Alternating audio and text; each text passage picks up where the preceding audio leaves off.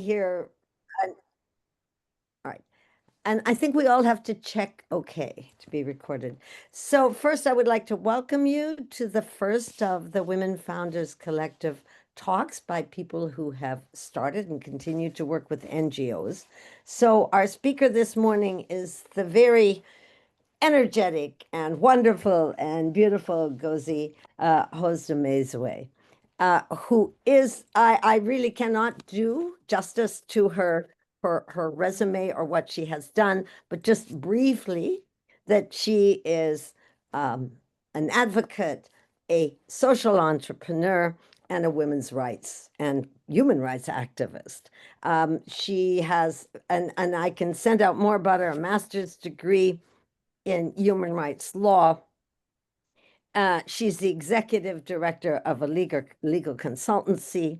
She has been a two-time alumni of the U.S. Department of State International Visitors Program, a fellow of the Africa Leadership Institute of West Africa. And she has worked tirelessly for, as it says at the beginning, at the title here, 17 years. And I would think perhaps longer than that, but officially for 17 years in working for widows empowerment and working for the empowerment of adolescent and young women. All right, so I'm just going to turn it over to Gozie. We have the slides, and again, we will have about a 30-minute talk and then some time for questions. So Gozie, thank you for being here and agreeing to do this. Thank you, Jerry. Thank you so much. Thank you, everyone, WFC board members, other nonprofit organizations joining us this afternoon, students and friends, colleagues across the different continents of the world. Thank you. This is Women Founders Collective Global Engagement Series, and this is the first in the series. And today I have the opportunity and the honor to speak on sustaining social impact. It's a 17-year journey of my organization and I in widows empowerment and child development. And, looking at empowering widows and educating children and building sustainable futures. This is beyond just keeping them in the present. Sanjuka, next slide, please. So I'm going to do a quick overview of widowhood, which I am sure we some of us must have come across this data, but the bulk of my presentation will be on what the organization that I represent has done. According to UN Women 2003 report, there are a total of 258 million women globally, with 1 in 10 living in extreme poverty. And when you think about widows, especially widows in Africa and the third world, and then looking at the figure and the constitution of this number, sorry, widows, not women, globally. When you think about this figure, the bulk of the widows living in extreme poverty, the bulk of it are found in Africa. And widows face discrimination. They face property loss. They face social exclusion, especially in developing world, in the developing countries. And for some of the widows, they might not lose property. They might not face discrimination, but you find out that social exclusion is a common denominator. A good number of them say to you as you interview them, that one of the things that they face is that exclusion, suddenly finding out that they are not able to attend events, they are no more invited to parties and all of that. Now, when you come down to Nigeria and come down to the Southeast, where I was born in the southeastern part of Nigeria, I have lived here most of my life, except for the times I, moved in and out. In this region and in Nigeria generally, harmful traditional practices make widowhood tough. And again, from the harmful traditional practices, you think about the economic deprivation, Because you can't discuss widowhood in isolation. An empowered woman stays being an empowered widow. But where a woman lifts up the man, answers what we call housewife, and, you know, doesn't really produce. When the man is no more, she sinks into poverty. And for some of the women, they are producing, but they are jointly building with the man. I'm going to share this example of where a woman, it's happened many times, buys land, property, because they won't sell to her as a woman, they will rather sell to a man. And so she buys in the name of the man, they build together. When the man is dead, if they don't have any child or there's no male children, the family of the man will start claiming the property that this woman has also worked hard to build. And some of the women are the sole providers in some of the homes. So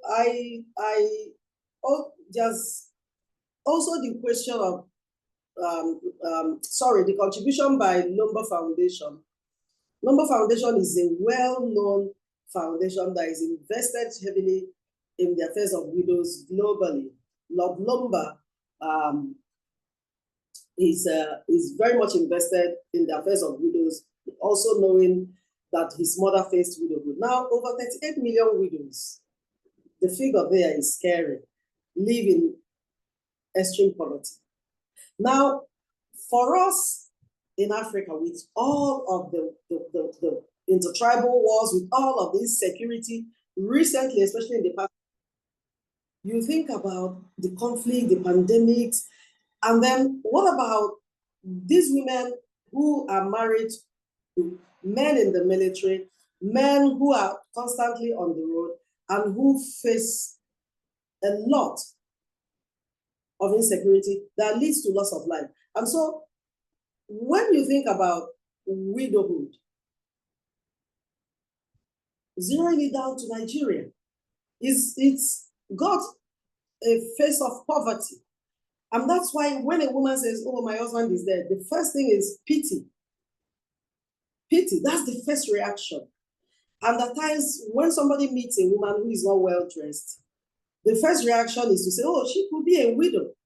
And so it's part of the work we are doing to change that face. I'm going to go on to the next slide and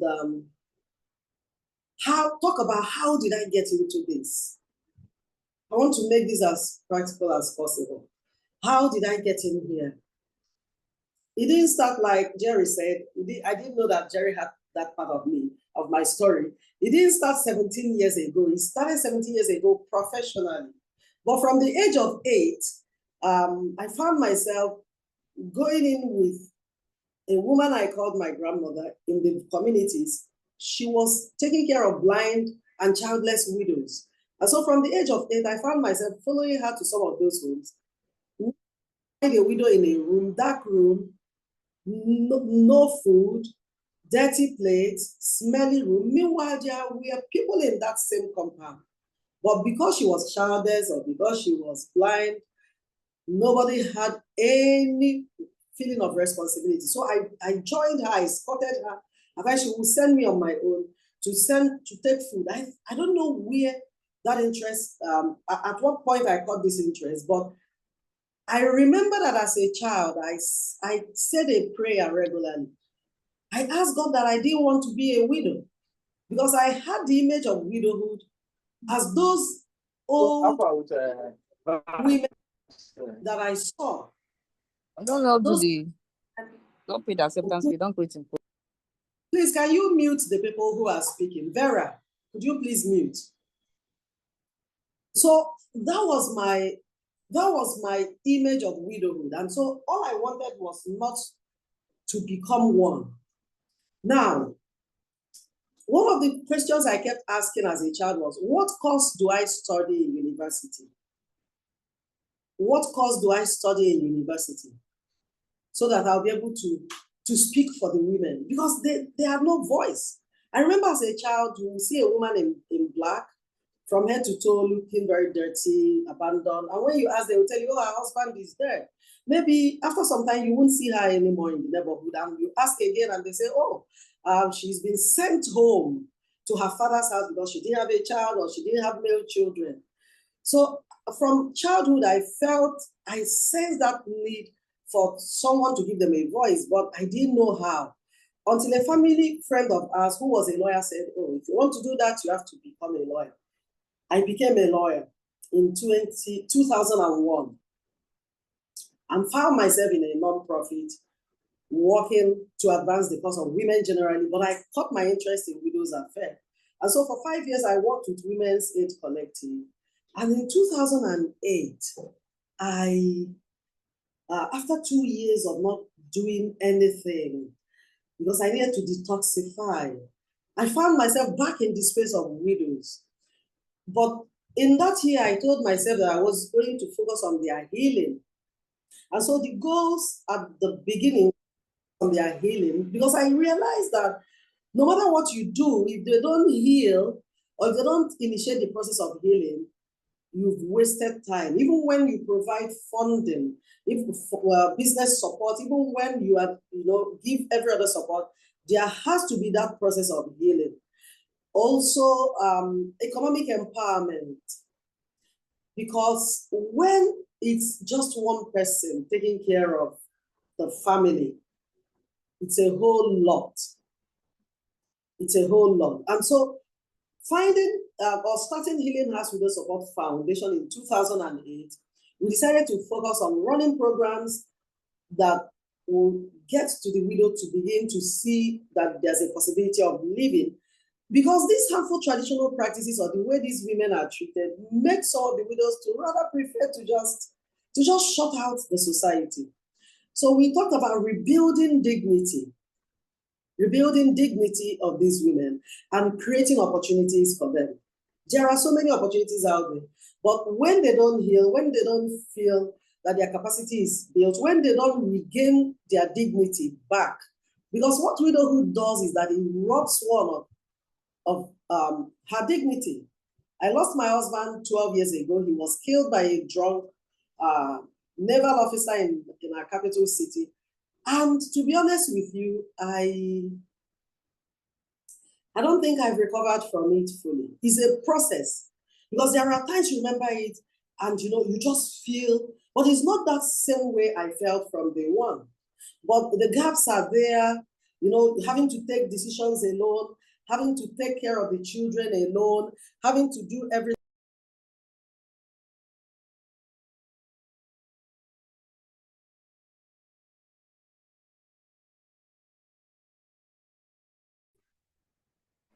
Oh, I'm sorry about that. So we took a decision to make sure that we don't just provide funding, that we build the woman who will run this funding. And so in the past 17 years of operation, we've looked at different areas, but our key areas of impact are in economic empowerment and capacity building. We partner with other organizations on skill acquisition, granting of micro credits, which is very important to support businesses or to even start up new businesses. At times it could be petty trading, and then to also support them in housing. There's a pattern of women being evicted by in-laws. Well, the man who brought you in is no more. We don't want you anymore. Or it could even be in the city where the woman lives. I remember in 2012, most of the cases we had that involved a lot of mediation was between widows and landlords in some of the cities we work in. Because at the end of the funeral, they said to the woman, oh, your husband was the tenant. Now you can afford to pay. I don't think you can afford to pay the rent, so you have to be evicted. And so we've been able to also widows in ensuring housing, and not just any form of housing, adequate housing. Now, under educational development, this is very important to me as a person. We support widows' children with provision of education materials. There are some schools where these children don't pay school fees, like the public schools. What we do is to provide maybe books, reading materials. It could be school bags, it could be sandals, it could be anything. And we have a good number of children who are in private schools. It's not just for elementary. There are high school students, and we also have some of the children who are in colleges, in universities. This is very important to the widow, because no matter how well fed and how well taken care of a widow is, if her child is out of school, we've done nothing. Now, we also look very deeply into grief recovery, and we partner with a grief coaching to provide grief coaching, counseling, and there's faith-based resilience building, because faith is a key component, in the journey to for widows, especially in this climate. Another very important aspect of our work is under human rights and access to justice. And so under this thematic area, we provide pro bono legal service. It could be, getting a lawyer. We have lawyers who are signed up with us who provide free legal service. Free in the sense that the widow will not pay legal services, will not pay the professional fees. What we do is to provide minimum amount of professional fees, and then pay for what we call a court appearance fee at a negotiated rate. So that's what we call the pro bono legal service for the lawyer. And then we run legal literacy series.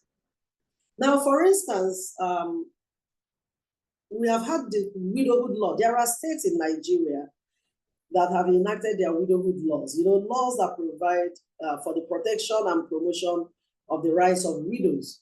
So for a couple of the states that are focused on special areas, especially also between 2008 and 2013, what we did was to simplify the widowhood laws in the local language, in a form of English that we call Pidgin English, and in very simple English.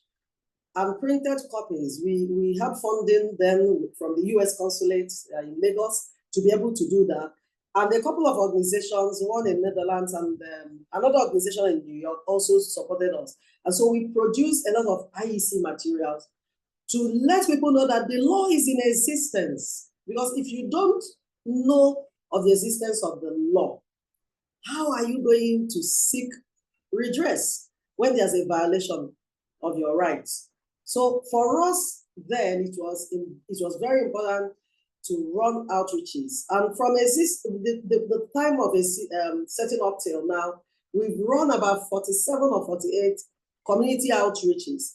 And now what we do during those outreaches, because of the cost of each, rather than run a free medical outreach, because we're also interested in the health of the widow, rather than just run one medical outreach in a community, we combine. And so we have our medical team headed by a professor of pediatrics, and we have doctors from different areas of medicine. And so we combine and get into a community together. So the lawyers will be there.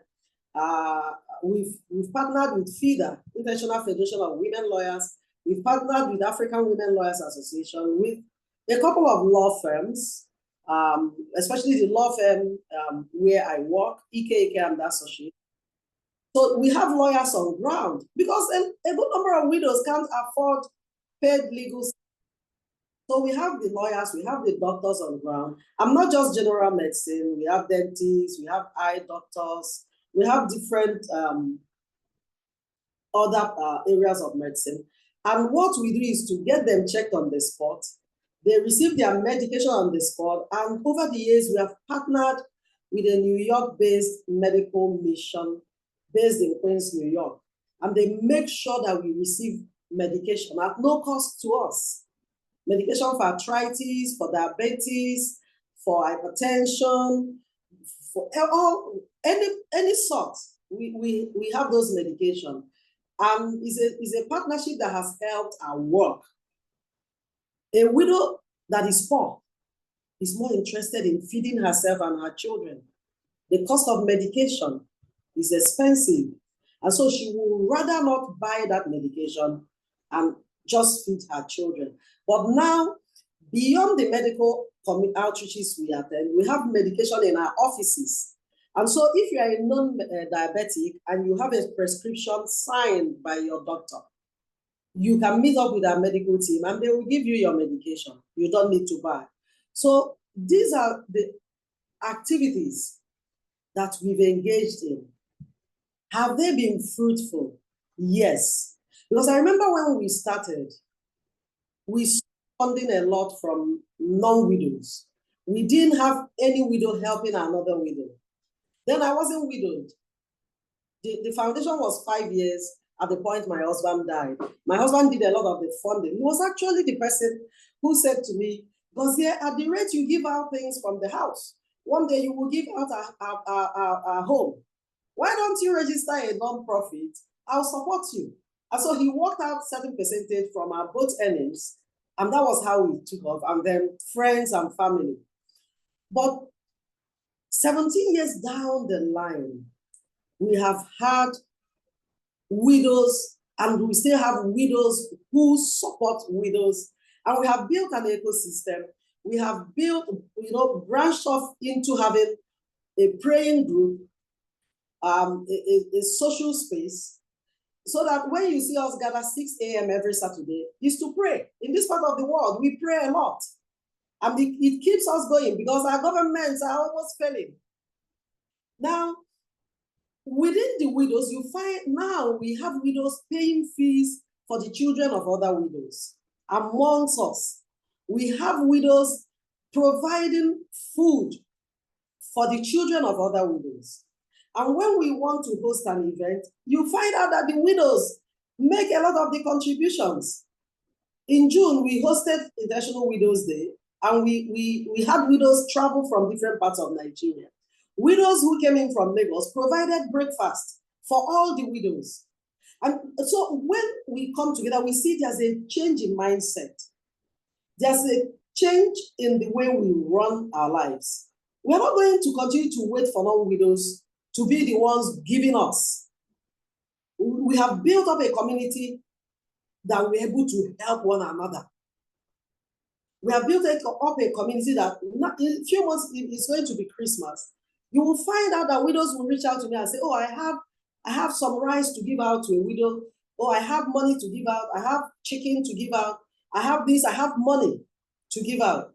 It might not be in huge amount, but it's a movement. It's a process. And I'm looking at 5 years down the line, 10 years down the line. And then now, all the widows who need counseling, they don't all come to me because we have built a very powerful social media presence that when a widow has a challenge, you see other widows circling her. At times, they just tell me by way of information. But 15 years ago, 17 years ago, I was the one talking to all the widows in our circle. And so it's beyond the organization now. We have a group of widows we call Blessed Widows Nigeria. And they are in different states, about 7 or 8 states, and we are still spreading. The idea is for us to know that we are just widowed. We are not dead. Because we come from a culture that treats a widow as non-existent. Once the man goes, it's like the society writes you up. And we say, no, the culture of silence has to stop. And so on a daily basis, you find me on social media. No matter how tired I am, I must show up there. My team members must show up there. Somebody must show up there talking about widows. And we have a slang, widowed, not withered. You know, when a flower withers, it's gone. So we are only widowed, we are not withered. We are able to still build. We have widows who have gone back to school. Myself, I'm back in school. I'm graduating in December with a PhD at almost 55.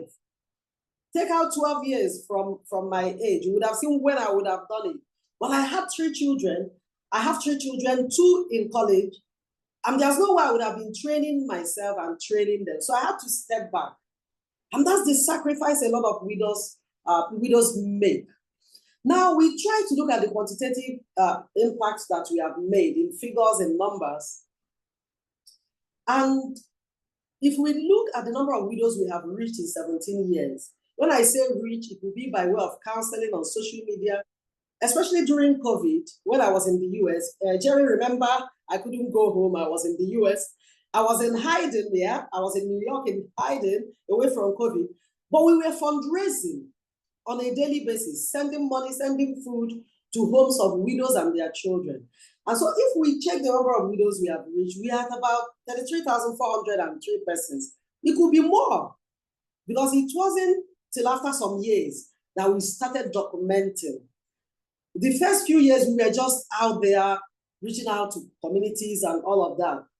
Now, children of widows that we have either provided medical support to, reached out to during outreaches. We also host outreaches for widows' children, pay hospital bills, for pay school fees in 17 years, and reached out to them through social media as well, because we have teen children of widows that are in a group that I formed and called the Leadership Club for Girls, which I founded after I participated in the US Department of State program, and then the Martin Luther King Club. We have other children in the group, but we zero in on widows' children because a lot of them need to have their self-confidence built following the death of their father.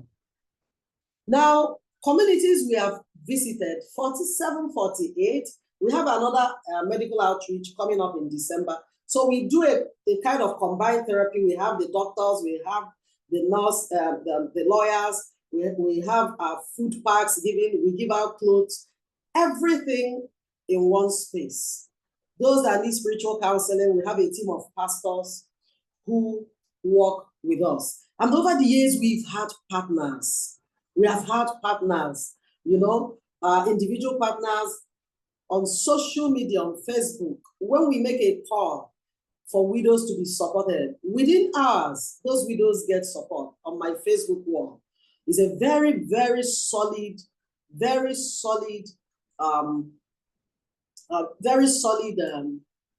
community of women. And so what we've done between 2008 and 12 was the beginning of the movement, the building of the foundation, the community sensitization, awareness creation. We within this period, we had a lot of media presence, a lot of radio programs, TV programs.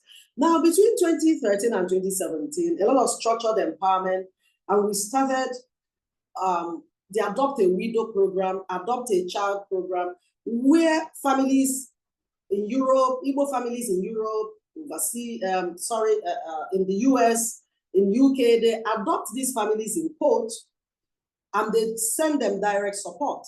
They pay school fees for their children, and they support them.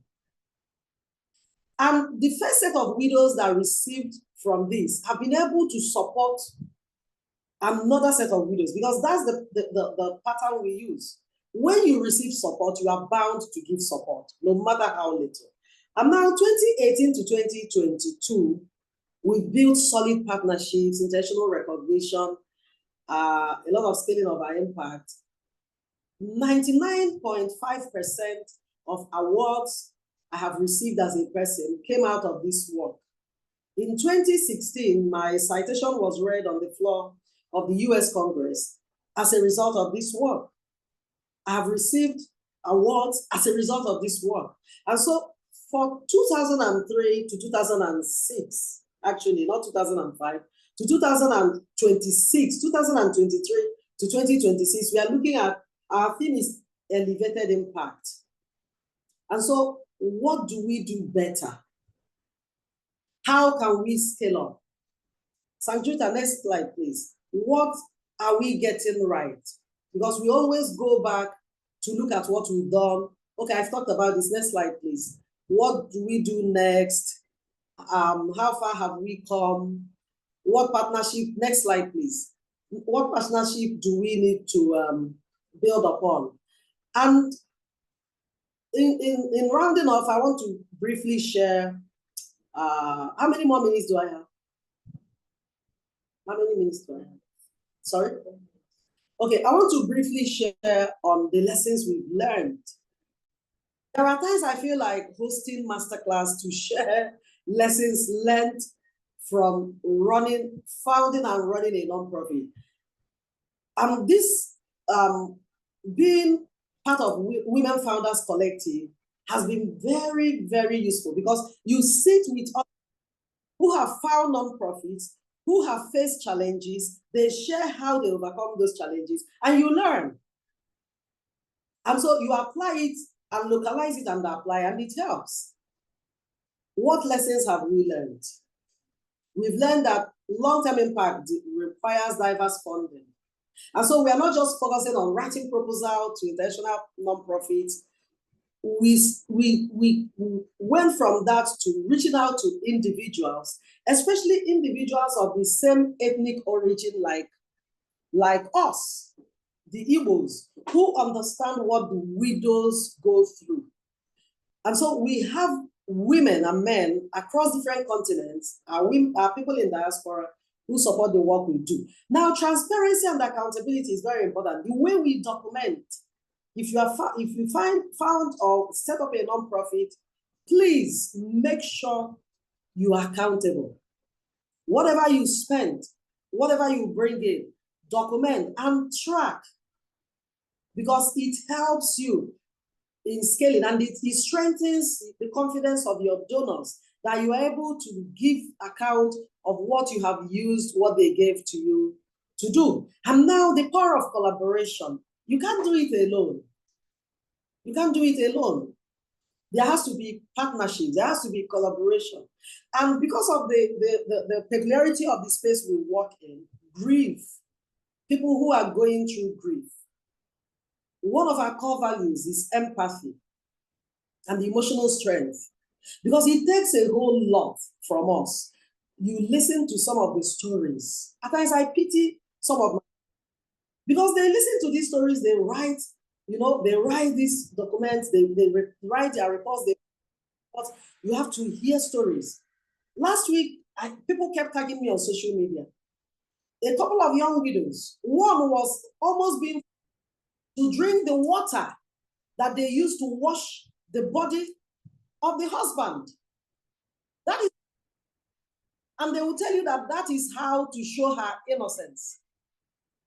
And so you find that some of these actions are barbaric, and then our staff will have to soak it in. And so when you work in these kind of spaces, you also need to detoxify from time to time.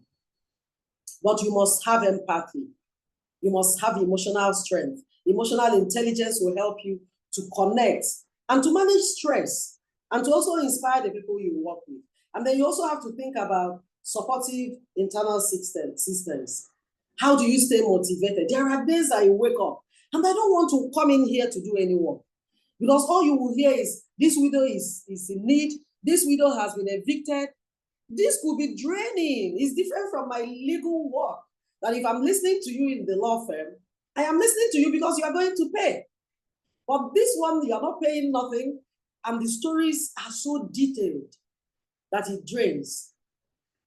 The last point on lessons learned, role of data documentation and collaboration. I don't want to overemphasize on it, but please keep your records.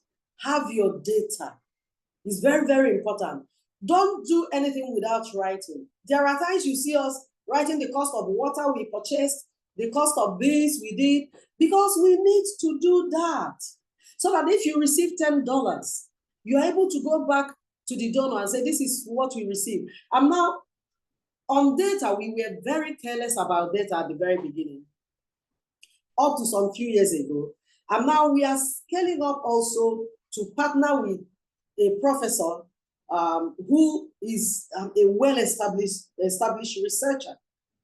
And so now we are putting our data together so that she could, I can't remember all the technical terms she said to me, but I understand that our data has to get into data bank so that we know that if we hosted 400 widows during an outreach, and 50 of them had diabetes, 30 of them had hypertension, we have to be that detailed. We have to be detailed also in the kind of medication that we are giving. Next slide, please. So we have learned to to also speak out. Because we need to continue to share. If you don't share, people will assume that these things are not happening. What about the challenges? The major challenge still remains the socio-cultural barriers. When you talk about widows' issues, some people will tell you, oh, no. It's not true. Widows are not going through that. Even up till the day I defended my PhD thesis, the internal defense, one of the professors challenged me and said, why should you write on widowhood and social conflict? Widowhood issues are overflowed. None of those things are happening. Wow. That's a major challenge. Stigmatization of these widows. And then what about funding? Most times, short-term fundings, when you run out, what next? And so, need to plan ahead. There's need also to generate income from within. There has to be something that your organization can do. And so what I've done is the 3 books that I have written in the past 12 years, percentages from that book get into the widows organization. There are other avenues to respond. Finally, what about the emerging opportunities? Digital engagement that enables wider outreach. Social media has been of huge help to us. The academic collaborations that we started and we are building upon has been of immense help to us. Evidence-based information. And so we don't just run programs. We know that at the end of those programs, we generate information that could be used for further studies. And then mentorship. You know, we are connecting the older widows to the younger widows. We have widows in their 60s. We have widows in their 70s. We have widows in their 20s, in their 30s. And so when they see the older ones, they're able to know that, oh, it's possible to live long. It's possible to train my children and have these children move forward and do well. What is the next step, the way forward? Now we want to focus on research, influencing of policy, and law reform. The Enugu State Widowhood Law was enacted in 2001. And so we are looking at it, and we are in touch with a very member of the House of Assembly to know what to do so that we can reform it, especially in the penalty section. Now, we're also working on using data-driven insights to shape our advocacy and improve widowhood-related. We are also looking at involving women who are not widows, involving them more, so that it won't come to them as a surprise, so that we kind of, you know, for them to know, assuming your husband drops, this is what you do to secure what you have, so that you don't roll on the ground and cry, and your in-laws and friends take things that belong to you, and then you start pursuing them. It's better to prevent than to kill. Secondly, we want to strengthen the institutional structures we have to ensure longevity. I am already thinking of succession. I am already thinking of who will take over from me, because I am looking at stepping out of this space in the next few years. There's a milestone that I'm looking to reach in my profession. Once I reach it, so what I'm doing now is also to look at people around me and know the strength of people, who comes in, who sits on the board, who leaves, and who goes. It's important to continue to involve. And finally, there's need for collaboration. I'm saying it again, like what Women Founders Collective does. What we do is fantastic. We are not cocooned. We are not closed in.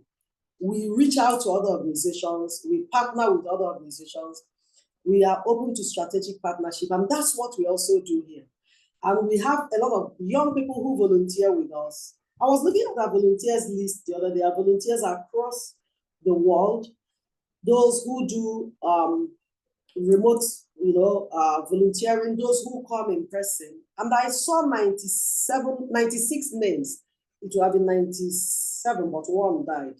96 names of people who volunteer with us. And it's an encouragement for me, because it shows that we are going in the right direction, and we'll continue to build on that community. And so, in conclusion, I will say that widowhood, like the foundation, makes it to be like, especially in our zone, in our region, widowhood does not end your purpose. If you are on this broadcast or webinar today and you are asking yourself, what am I going to do? How do I cope?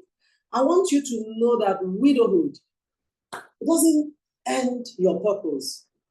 What it can do is to birth transformation. It birthed transformation for me because beyond the foundation, I run a grief coaching business that partners with the foundation to coach widows in grief. You can transform into a better person. I want to thank Women Founders Collective. I want to thank my fellow Board of Trustee member. I want to thank our dear colleague, Sally Grad. And I want to thank Jerry, especially for all the coordination. At times I ask myself, how does Jerry do this? You know, she coordinates this and handles this. I want to thank everyone on this board and all our members and everyone who has come up here to be part of this. And I want to leave you with one word. One widow at a time will help us change the lives of widows. Anywhere you find a widow, even if you cannot give material support, a hug might just be all the widow needs. Just a hug. Thank you so much.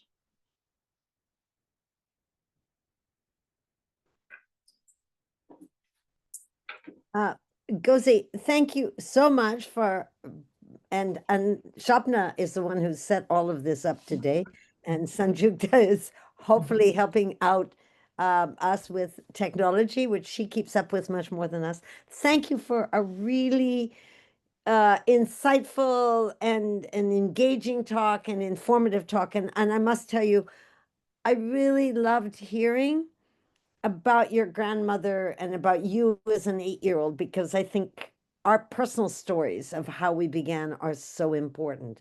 And I think we have a few minutes. Oh, all right. And I think we now have Paula with us. We have a few minutes for questions. So if you could put up your hand, and then we could hear from other people. If no one starts out, could I just ask the question, if you have a personal story about one of the daughters of the widows, because I think the widows themselves suffer a great deal, but a lot of your hope is for their daughters. I mean, they themselves, as you mentioned, as mothers, are concentrating often on their children. So could you tell us any particular story? You mentioned a couple of things about daughters. Yes, thank you. Thank you so much. One of the reasons why I started Leadership Club for Girls in 2007 was because of the widows' daughters that I was relating with over the years. Because some of them lack self-confidence, because of the harmful practices and maltreatments their mothers suffered, it affected the esteem of some of them. And so you find amongst them low self-esteem, self-doubt, and not being sure of themselves. So I set up the Leadership Club for Girls, which is still running, but it's not anywhere on my social media platform because of the age range of the children. They are still minors, 13 to 18. Now, one of the girls we worked with, her father was ill, had kidney issues, and was on dialysis. And so one of the days he visited, I told him I was going to give him money to pay for a couple of the sessions. And he said that he didn't come for the money, that he came to hand her daughter over to me, that he knew he was going to die because he would never afford to have kidney transplant.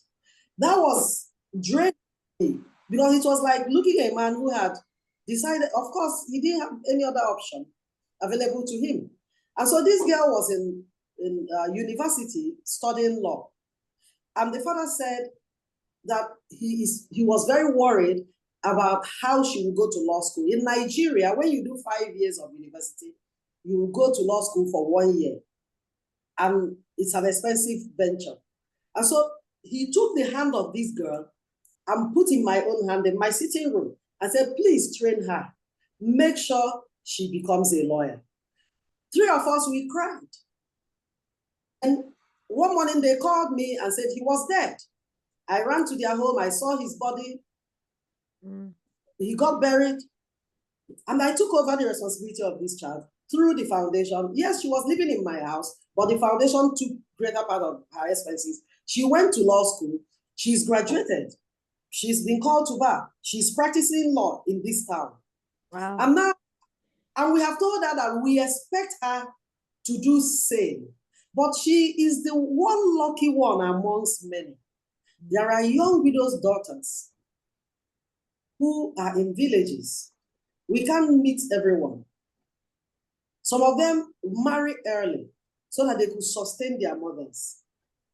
And so when we are able to touch the life of a widow's daughter or even a widow's son, on Saturday night, I met with a widow's son in Abuja. I was going to look for him. I met him on the way. I said, get in. He entered the car. I held his hand. I've never met him before, but I've known his mother for years. I prayed with him. The mother lives far and he's there.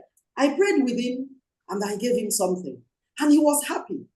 These are the personal relationships we have with these children. Because tomorrow, you don't know what they will become. They will understand and remember that one woman or a group of people touched him or touched her life. And so he must pay it forward. And so that's the message we send. Don't forget to pay it forward. Thank you. So do we have some, I'm reading in the chat and actually what you read is a lot of people saying, thank you so much for the presentation. And this has been awesome. It really is. I was asking people if they could put their emails into the chat so I could put you on a mailing list. We're going to arrange some other talks from other people who have started NGOs. So if you would share your email, I'd really appreciate it. Do we have some other questions from? Yeah, I just have a comment. This is such a brilliant presentation, Gozie. As historians of India, as Jerry knows, we have been talking about it a lot over the past weekend. We know the problem of widowhood from a point of view of social reforms in the context of India, but I also am a witness of widowhood in my own personal life. My mother got widowed at 37 and raised 4 girls and empowered her in various ways that you are saying. So what you are saying is extremely relevant. So historically, it has been important in any society. I live in a neighborhood, so I'm talking about different contexts. You give the African context. I know the Indian context. And I live in a neighborhood in the US, which is full of property owned by rich widows and the different uses they put into. So widowhood has a very long-ranging implication, but more importantly, it's really wonderful to hear what you do. For how long have we been, meeting each other every month over the Zoom, but we never got to know the rich and it's enriching, it's uplifting, it's engaging work that you do. So it's very, very important that we keep this forum alive so that we can hear about each other's work. And this gives us the opportunity. Now I can send my students to work with you, or we can invite you and your team to be a speaker in our classes or in any other possible fora. So I'm immensely thankful for you doing this, and I hope to hear from the other members of our group and also beyond our group. Thank you. Thank you, Swapna. Thank you so much. And all right, do we have any other questions? Actually, it's interesting. I can see in some cases names and pictures, but we are so delighted to be able to host Gozie. This has been extremely interesting and enriching, and I'm grateful to the power of Zoom that makes it possible for us to actually be in each other's whatever study, living room, dining room, bedroom, kitchen, to see each other, because it sort of collapses the differences that exist. Do we have any other comments or questions from anyone? I'm just listening. And again, thank you so much for the people who've sent me their emails. If anybody else wants to put it in chat, we're going to save this, and I will put you on a mailing list for other speakers that Shopna is really the inspiration behind this, having speakers of people who talk about their own NGOs. So I know that there are other people here that I've never met that may themselves be working with NGOs or have started an NGO. So if you would send me something about yourself, I would be very grateful. I'm going to put my email in here. And so I would invite any of you to send me a note, and if you don't get time to put it in. So my email's there. So I would love to hear from any of you. I think there are so many. We don't have time today to go into a lot of other questions. I guess one that I had was, if you, Gozie, could just say anything about, do you think you're witnessing attitudinal change regarding widows? Shopna mentioned a little bit about India, and historically, there have been some significant changes in India about the way people look at widows. Not that there aren't still great problems in some of the ones you mentioned, poverty, dislocation. Yeah.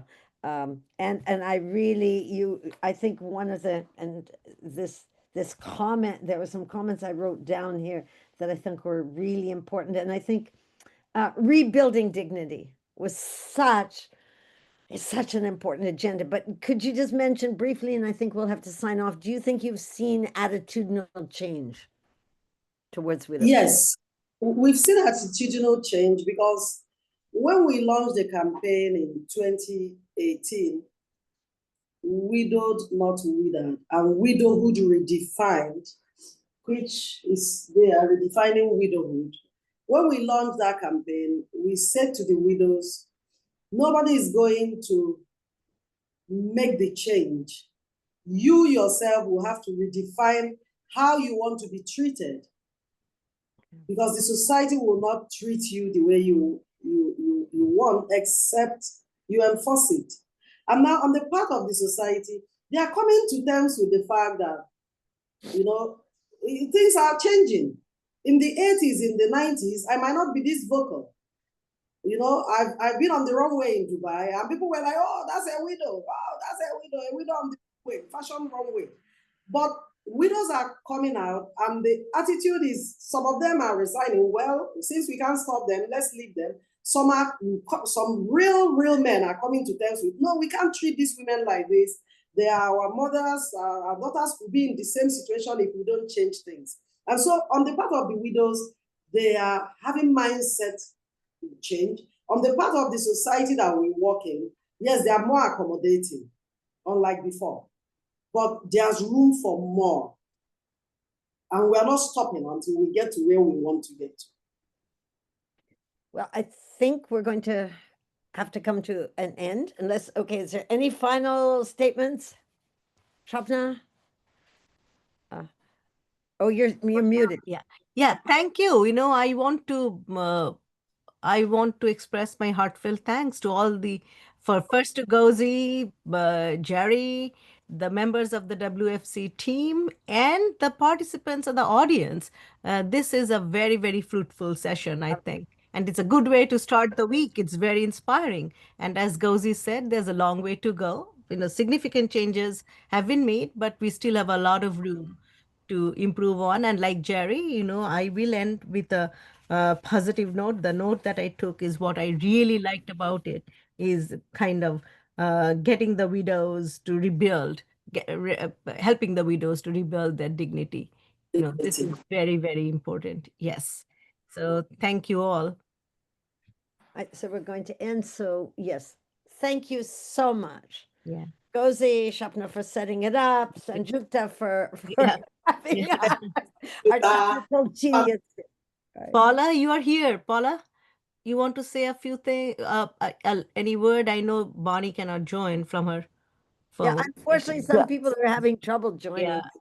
Yeah, I'm so sorry. I was delayed because I had to deliver a lecture myself. So I'm terribly sorry, but I came at the fag end of the discussion, and I'm very enthused, Gozie. Wonderful discussion, and there's just so much to take in, so much to mull over.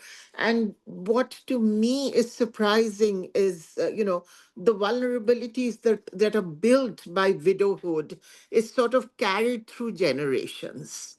And, it takes very extraordinary circumstances and extraordinary people to get over that vulnerability. So, it takes generations probably, as you were saying, as Shopna was saying, for the daughter of a person who's made vulnerable because of widowhood to get the resilience. That is again one word, my pet peeve word, Mhm. that you have to be resilient, meaning the onus is on you. A society will not support you, but you will have to bring that inner strength so that you can get over your vulnerability. That is the interesting bit about vulnerabilities that we face, that, society will make you vulnerable, societal dictums will make you vulnerable.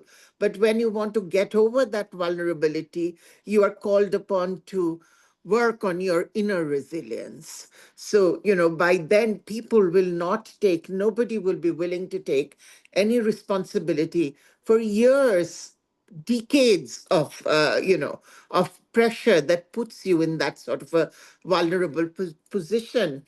And talking about these things is very, very important for gender politics today, which in itself is very threatened, I would say, all over the world. So, when one looks at the situation, the world situation, and particularly the question of gender in it, then somehow the nations have turned rogue. What do you do when the market has turned rogue, when the nations have turned rogue, and you are pretty much alone? In that sort of a situation, probably building alliances, building friendships, building relationships becomes so much more important. And thank you for letting us do that. Your speech itself brought us together, and your lecture, whatever I've heard of it, have made us realize how important relationship building is about, and how, for most women in different communities, a daughter is a community daughter. I mean, that was something that we learned from Rigoberto Menchú.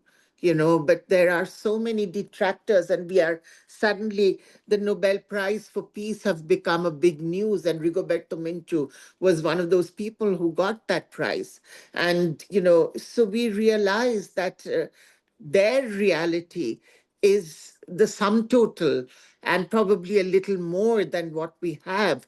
And that sum total is also, one of the realities of that sum total is also a story of vulnerability and strength running in tandem with each other. So thank you for making us aware of that.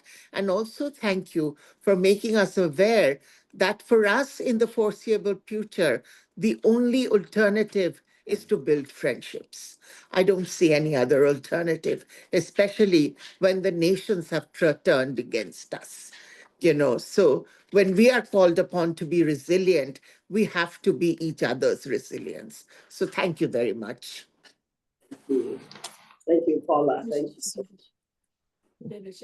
So I think we're going to sign off now. Thank you so much, Thank you. Ashley, for putting that into perspective. Mm. Resilience, building connections, building friendship, and Gozie, again, thank you from the bottom of my heart for a very inspiring, wonderful talk. We've all got a lot of work to be done. So thank you, everyone. Yeah. Thank you very, very much. Okay. Thank you. Bye. Bye. Bye.